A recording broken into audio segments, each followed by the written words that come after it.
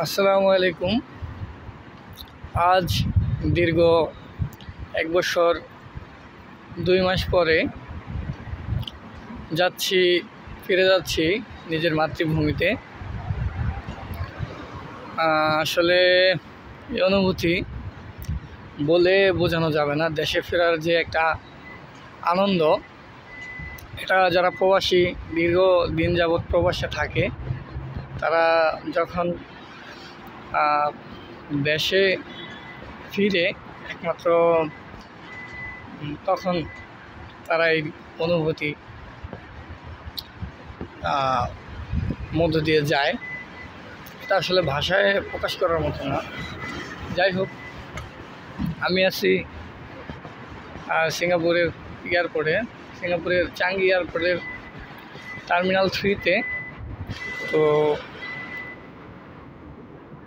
ব্যাগেজগুলো নিয়ে নিয়েছি। এখন চলে যাব এয়ারপোর্টের মধ্যে।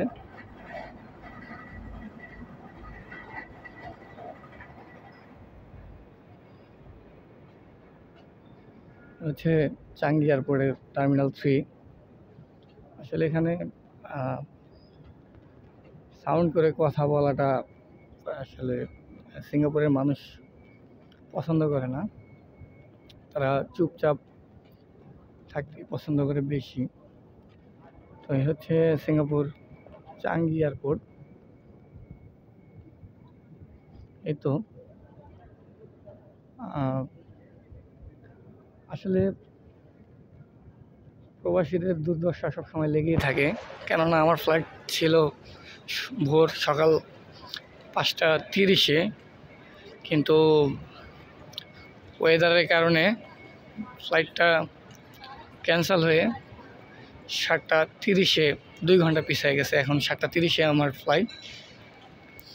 তো এইভাবেই চলতেছে। তো দীর্ঘক্ষণ এয়ারপোর্টের মধ্যে অবস্থান করতে হবে। দেখি, ইনশাল্লাহ দেখা হবে প্রিয় মাতৃভূমিতে এসে সবার সাথে। সবাই দোয়া করবেন।